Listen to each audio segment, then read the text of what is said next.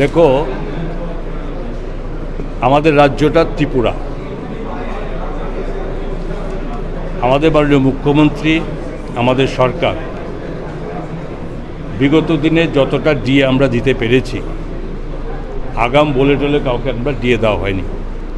আমাদের অর্থনৈতিক অবস্থানের সঙ্গে একটা মিলিয়ে আমরা যখন যেমন তখন আমরা ডিএ দেওয়ার চেষ্টা করেছি। আমাদের একটা লক্ষ্য ছিল যে সেন্ট্রাল গভর্নমেন্টের সাথে স্টেট গভর্নমেন্টের ডিএটাকে ফারাকটা কমিয়ে দেওয়া, এবং সেই কমাতে গিয়ে যখনই আমরা দিয়ে হয়তো নেক্সট আবার সেন্ট্রাল গভর্নমেন্ট দিয়ে দিচ্ছে, তার জন্য আমরা কমাতে এখন পর্যন্ত 19% আমরা ডিফারেন্স আছে, এবং সময়ের সঙ্গে সঙ্গে সেটা করার জন্য সরকারের মাননীয় মুখ্যমন্ত্রীর এটা মাথায় আছে। কিন্তু একটা কথা জেনে রাখতে হবে যে ডিএ দিতে গেলে যে টাকার প্রয়োজন, আপনারা সবাই জানেন সারা ভারতবর্ষেই সমস্ত স্টেটগুলোর সাথে যেখানে রেভিনিউ গ্যাপ ফান্ড, যেখানে বাৎসরিকভাবে আমরা 4000 crore আমরা পেতাম, 4000 কোটি টাকা আমরা পেতাম, সেই 4000 কোটি টাকা শুধু আমাদের নয়, সারা ভারতবর্ষের প্রত্যেকটা স্টেটের জন্য রেভিনিউ গ্যাপ ফান্ড তুলে দিয়েছে।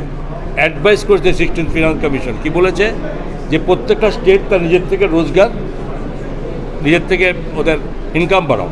তো আমি এবার আমি আপনাদের মাধ্যমে বলতে চাই, আমাদের ইচ্ছা আছে কর্মচারীদের কম দিয়ে সরকার ভালো চলে না বা কেউ আশা করে না, কিন্তু এটাও বলতে হবে যে দিতে গেলে তার সাজেশনও আমার লাগে যে আমরা দিতে গেলে কিভাবে দেব। আমরা তো 1 টাকার রেভিনিউ আমরা কখনো আমরা ট্যাক্স বাড়াইনি, নর্মাল চলছে। গত 9 বছর, আজকে 8 বছর কমপ্লিট, 9 বছরও পড়েছে, 9 ইয়ার্স আমরা সরকার পরিচালনা করছি।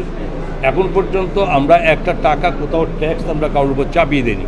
তাহলে আমাদের ইনকাম কোথার থেকে আসবে, কীভাবে করব, এটা নিয়ে গভীর আলোচনা চলছে, ডিসকাশন চলছে। মাননীয় মুখ্যমন্ত্রী ভাবছেন এবং মাননীয় প্রধানমন্ত্রী থেকে শুরু করে এবং যেখানে যা বলা যায় রাজ্যের আমাদের এই অর্থনৈতিক অবস্থা আমরা তুলে ধরার চেষ্টা করেছি, এবং সেগুলো আগামী দিন দেখতে হবে, এবং সেটা দেখার পরে একটা ভাবনা আমরা চিন্তা করি। জিএসডিপি আমাদের কাছে এখনও, যেখানে সেন্ট্রাল জিএসডিপি 7.7% এখন তাদের এতে করেছে, আমরা পিছনে নেই, আমাদের এটা ঠিক আছে, কিন্তু ইনকাম আমাদের বাড়ানোর মতো রাস্তা। আজকে যেখানে আমরা প্রোগ্রাম করেছি যে স্টার্ট আপে যেসব আজকে প্রোগ্রাম হয়েছে, যত টাকা বিজনেস বাড়বে, যত নিজের রোজগার বাড়বে, যত কর্মসংস্থান বাড়বে, তো সঙ্গে সঙ্গে স্টেটেরও রোজগার এগুলো বৃদ্ধি হবে, কোথাও কিছু না বাড়িয়ে। তো এখন সেটাও আমরা আপ্রাণ চেষ্টা করছি যে এদিক দিয়ে যাতে আরও সরকারের কোনো নিজস্ব আয় বাড়ে। আপনার আমার আয় বাড়া মানেই সরকারের সঙ্গে যুক্ত হবে, ওই চেষ্টা আছি।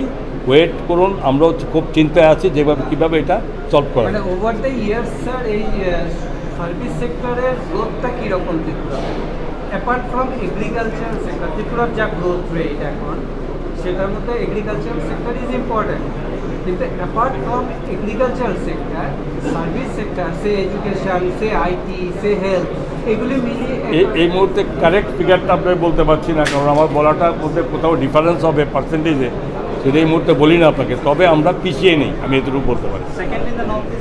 হ্যাঁ, ওইয়াস, ওটা তো আমরা আছি, আমরা সেকেন্ড আছি, নর্থ ইস্টের মধ্যে আমরা সেকেন্ড পজিশন আছি, এতটুকু বলি।